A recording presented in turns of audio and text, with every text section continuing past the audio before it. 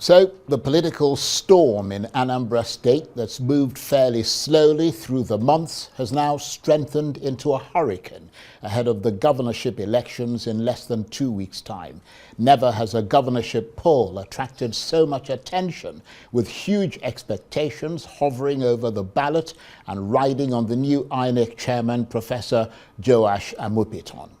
Even President Tinubu has emphasized that the Anambra election will be a litmus test for Professor Amiputan's leadership and INEC's commitment to delivering credible polls. But faced with so little time since he stepped into the saddle and ranged against a ferociously fractious and corrupt political class, what chance does he realistically have amid the enormous weight of expectation? Meanwhile, as the election draws near and the people of Anambra State weigh up who should be their next governor, the incumbent, Professor Charles Chukwuma Soludo, is being audaciously challenged by the opposition liberati, among them the candidate for the new ADC opposition coalition, John Chuma Nwosu, who says he's come to open new doors. But the ADC and Mr. Nwosu are, of course, the new kids on the political block. So what makes them think they stand a scintilla of a chance against the so-called Soludo tsunami? Well, for more on this, I'm joined now in the studio by the governorship candidate of the new ADC opposition coalition in Anambra State, John Chuma Nwosu. Thank you very much indeed for coming in. Thank you, Charles. Aren't you and the ADC coming a bit late to the party? Well, I don't think so. Well, you've only got four months since you were announced as a candidate since to I was prepare. announced as a candidate. Isn't that a bit of a shortage of time for you? Well, I was the one who built the structure of Labour Party. You know, when I decided to run for governorship last year, I met our leader who advised me, John, you know that Labour And by leader, you mean Peter Obi? Peter Obi, yeah. Right. The Labour Party does not have physical structure in Anambra State, and that you are also not visible, that you need to go and build the structures and be visible.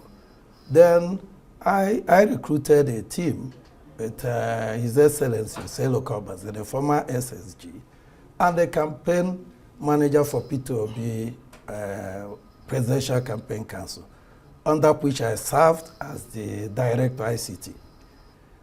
With him and the Right Honorable Benchuk Nwosu, who was the Speaker of Anambra State House of Assembly when Peter Obi was impeached. You know, with three of us, we moved down to Anambra State and set up 21 offices for the 21 local government offices for Labour Party, giving them 1 million naira each.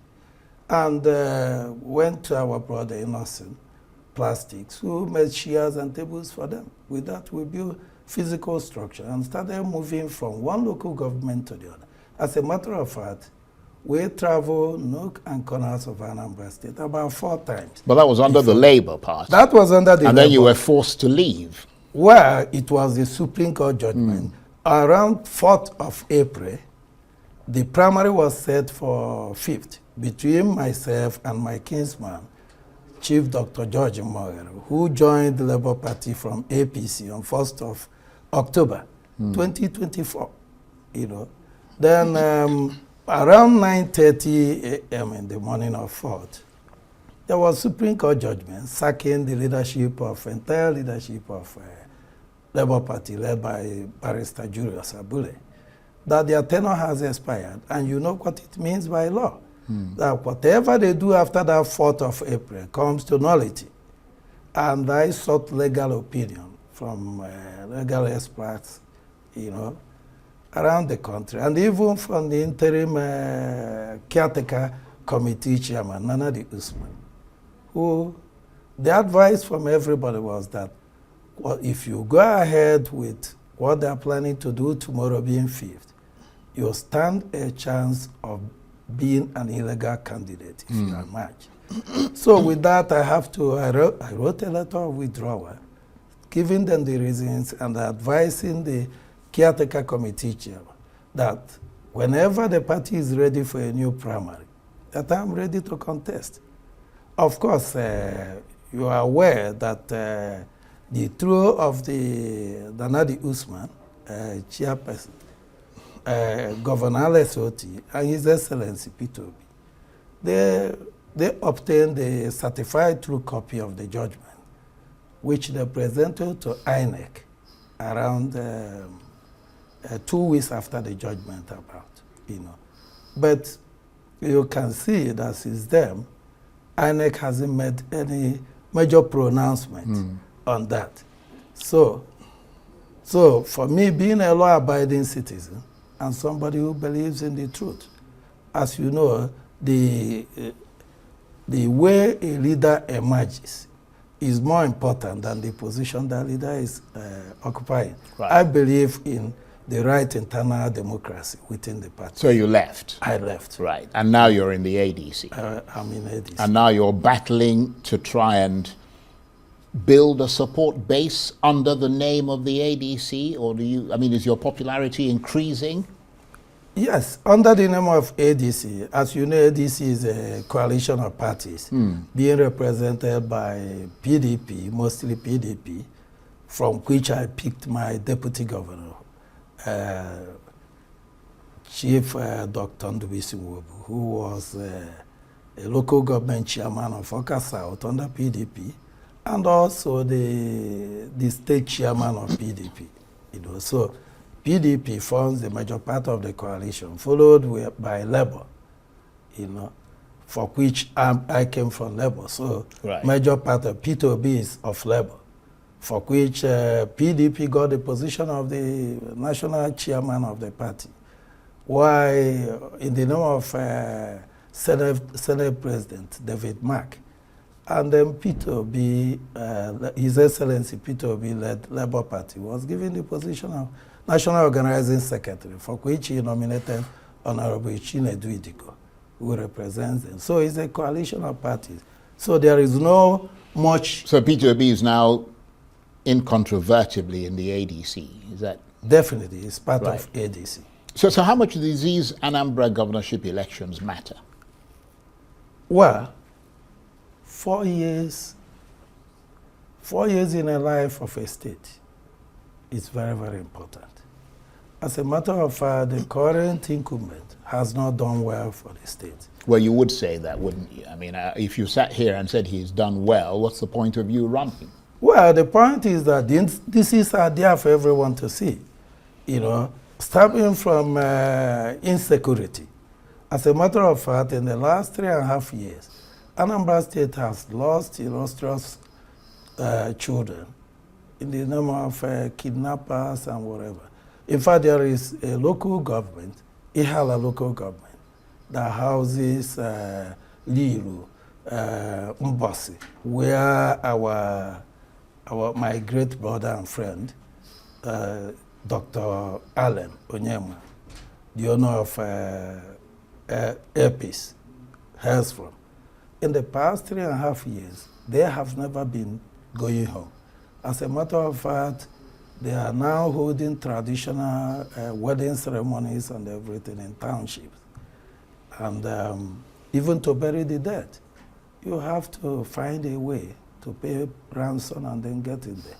So insecurity has been a major challenge. Well, let me just get a bit of context before you can sort of go ahead, because Governor Soludo, his people say he's been working to stabilize the economy of Anambra State and to strengthen security there. They say he's focused on infrastructure like road construction, improved healthcare through new hospitals and staffing, and he's made significant investments in education via a large teacher recruitment drive and the building of smart schools. His administration, they say, has also worked to improve security and has focused on youth empowerment through vocational training. And he's reportedly funded these projects without incurring any debt. Why should he be removed midstream in favor of you? Charles, all these things are stories. The facts are there.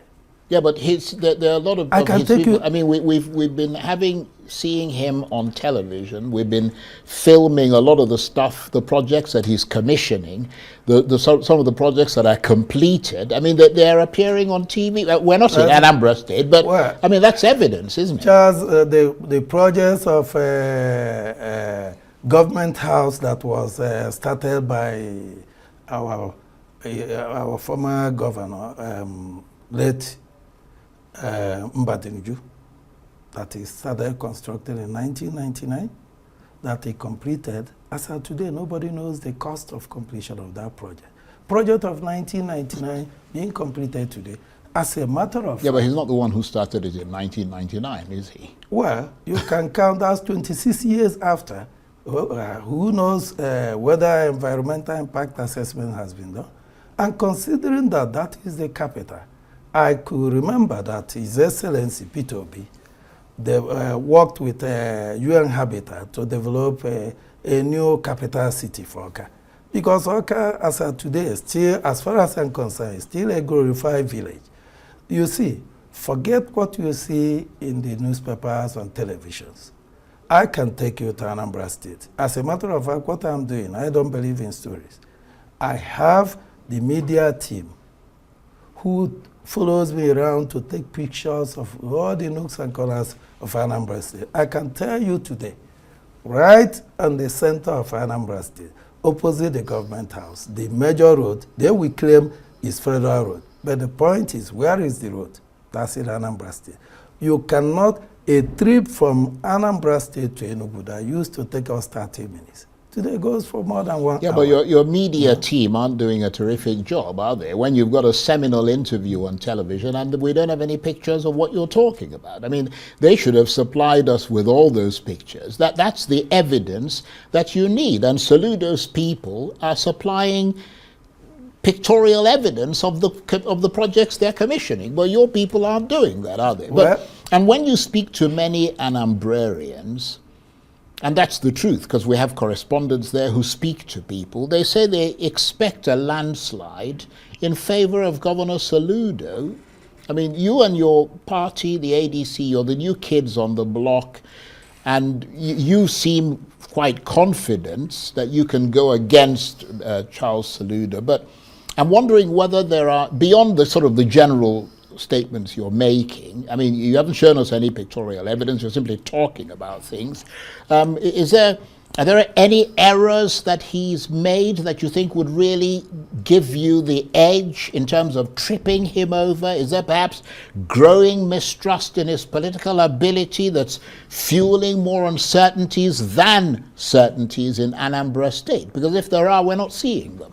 Well, Charles, I would like to have the details of your correspondent, so that once I get back to Anambra State tomorrow, I will take him and show him. Well, I mean, that's not a problem. The correspondent is there. Yes, I mean, I will take him. It's not a hidden thing. Give him all the pictorial.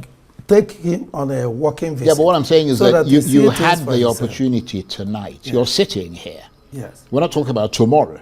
Yeah. You've got 30 minutes on television, and you could have brought your pictures. I mean, that's our job, is to show the stuff, and then, you know, the Soludo's people can react or respond to it. Well, if I was aware that I am allowed to come here with the pictorial but you said you have a media team. I would have done that. That's not a very competent media team, is it? I mean, you know what I mean? Well, if they don't know what is required for a television interview, how competent can they be? It depends on different agencies. Anyway, let's move on from there. Your sense is that whatever Governor Soludo is doing is having little impact on the way the people of Anambra State perceive their own realities and their socio-economic conditions. Yes, definitely. Let me tell you, since he came to power, starting with insecurity, I can tell you that as of today, 50% of industries in Anambra State has closed down and moved to other states.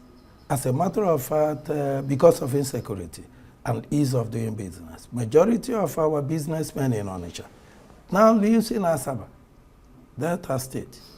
You know, the other part lives in Lagos. And why is that?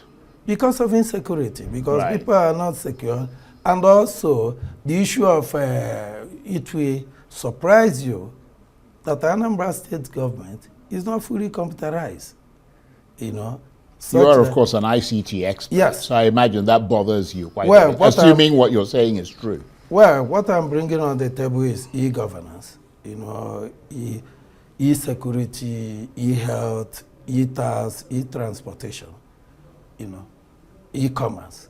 So with my 7 points agenda of good governance that under an acronym, CHIMPS, where S stands for security, H stands for health, first E stands for education, second E stands for economy, while the third E stands for environment, because we have a lot of, Anambra is being ravaged by erosion, and they're all man-made.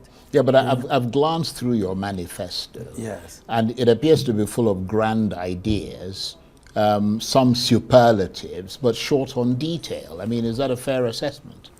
Well, maybe what you saw was my humble agenda. My main manifesto came out 3 days ago, you know, which I will oblige you that after this meeting. Right. Of course, after the fact, but go on. What I'm telling you Right. is the fact. As you know, I have managed an ICT company for the past 31.5 years. So what is the difference between managing a state and managing a company? The only fair difference is that in a company, you go for profit, whereas in a state, it's about welfare of the people. But accountability, everything, you must be efficient in the management of the both human and the resources, you know, which is what is lacking in the state as of today. Yeah. As a matter of fact, we have issues of touts beating people with canes on the street in the name of chasing them for tasks. And after looking at it, you go back to review the IGR being generated by 36 states and the Federal Capital Territory in last year, according to the cable index. You see Lagos State coming up top again at the 1.26 trillion, followed by River State at 317 billion. Then, looking at down as the southeast, where I come from, Enugu State came top on the 5th position in the entire country at 180.69 billion. Then my own state, which is being seen as a commercial nerve center of the southeast, coming 17th, distant 17th position at 42.69 billion. Is that not an ISO? And what does it show? It shows that most of our IGR goes into private pockets because the state is not fully computerized. You know, so what I'm bringing to the table is e-governance, so that we remove the tax from the street, you know, and allow people to pay their tax with ease, Right. as it is in Enugu State and I'm from Lagos Enugu State, Yes. so but I mean, you can do all this in 4 years, because I understand you've sworn an affidavit Yes. to serve only one term if elected. Yes. Charles, I'm happy that you come from Enugu State, because Well, that's not my question. My question is about you swearing an Yes, affidavit 4 years to serve only one term. 4 years is enough for you to build a foundation and get things done. You know, I'm happy you are from Enugu State, because His Excellency, Governor Pitamba, I went through his report for the last 2 years. I can tell you he has done tremendous things. His governance touches all the areas, down to the veterinary system for the animals and whatever. So, and why is this so? Why is Enugu State generating more revenue internally than Anambra State? It's because it's fully computerized. Yeah. So there is accountability in what we are doing. Yeah, but the issue of accountability comes up when you say, and I'm not making any allegations against you, but when you say that you're going to serve one term Yes. if elected, because a lot of people have suggested that that is a desperate grab for power on your part, and that it is a move that simply can't be trusted. I mean, whereas some others, to be fair, have said that it's a bold and exemplary step on your part, which underscores your resolve to uphold accountability in governance. So there are two kind of swathes of thoughts there. Charles, which is it for you? Charles, the fact that our leaders has failed in the past doesn't mean that there are some that we shouldn't be trusted. I went to the extreme of swearing an affidavit for them to trust me. As a matter of fact, I'm an old Sumerian. I was supposed to be a priest before I moved. For people who has known me for the past 31.5 years managing an ICT company, they will tell you that I have kept to my words. So I went to that extreme. But with an organized team, because already I have a team, with organized team, there is no way you cannot achieve a lot in 4 years. At least look at Abia State also, outside Enugu State. You can see what His Excellency Alex Oti has done in the past 2.5 years. So that gives you, you can see what is needed. The governors of Enugu State and Abia State, they have something in common, which is both of them came from a private sector. They have been managing human and resources, you know, and that's where I come in too. Right. Yes. So you think they'll rub off on you, or you're cut from the same cloth, is what you're saying? Definitely. Right. But let me just move on, because we've got very little time left.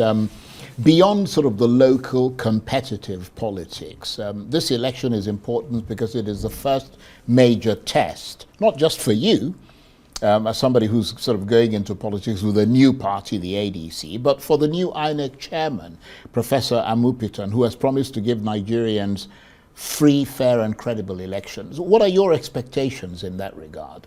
Well, for election to be free and fair, we must get our internal democracies right within the parties. If you look at what happened in the last by-election, Senate and the House of Assembly in Anambra State, Anambra South Senatorial Zone, and Onitsha North 1 constituency, you see the ruling party in Anambra State, Abuga, doing vote vying, even up to the rate of 20 naira per vote. You know, my excuse to the security agencies and all parties concerned was that it was a by-election, but considering the fact that November 8th, the only election will only be taking place in Anambra State in the entire federation. So I expect all the agencies concerned with the election, Right. you know, to do the right thing. And first of all, INEC must make sure that the ballot is being cast in secret, because what is it that that fuels the vote buying is the fact that people go into the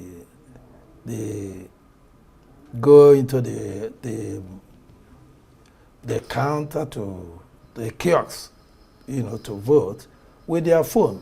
Some Right. going with their phone, after voting they take the picture, or some will vote and indirectly coming out to put in the kiosk is here, but the box is for Right. everybody Now, to view. you So mentioned, coming out, they show it to everybody. right, you mentioned vote buying. Anambra, Yes. of course, associated with the culture of money politics. I mean, because of its large population of very wealthy people. In fact, there was a survey that showed that there are more millionaires per square mile in Anambra State than any other place in Africa.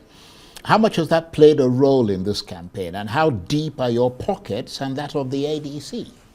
Well, for us, what I have been doing is, if you look at all my moves, I believe in grassroots politics. I'm not relying on money. We have been going down to the grassroots, to communities, to the rural world, knocking on doors, you know, trying to grow the party organically, getting the right people, preaching to the people that you cannot, you can't sell your dignity and your 4 years future for 20,000 naira. 20,000 naira within 1 week, you finish 20,000 naira. Then you go back to suffering insecurity, unfair taxes. You know. Good advice, but is anyone Yes. listening? Just quickly, because we're running out of time, is it possible for you to say what the biggest challenge will be for you in this election? Well, like I have mentioned, my biggest challenge will be if the agencies that are entrusted to carry the job, if they don't do the right thing, then the ugly hands of vote buying and whatever, and thuggery comes back into the system, Right. with intimidation. Is that the biggest looming tension that you see that might disrupt the process, or is there something else for you? Well, for me, that's the key thing. Once there is security, protection of votes, you know, allowing people's vote to count, right from the polling booth to the local government, tallying and whatever. If they are protected and all parties given fair chance to make use of their agents without intimidation, I think my party will come up top. Okay. Well, you've got a minute to give your message to the people of Anambra State. Go ahead. Well, my dear people of Anambra State, I, Nwosu, the gubernatorial candidate of ADC, I'm here standing, asking you, forget about vote buying. In the last election, we witnessed only 10% of the registered voters coming out to vote, which is you lose your position through voters. Election is being rigged through voters' apathy. So I'm asking all Anambra people, voters, to come out en masse and vote for ADC for a change, so that our state will now be in the first position that we used to be under the leadership of the predecessors. Right. Okay. Yes. Well, you've made your pitch and want to thank you for coming in. John Nwosu is the governorship candidate of the new ADC opposition coalition in Anambra State. Thank you very much indeed.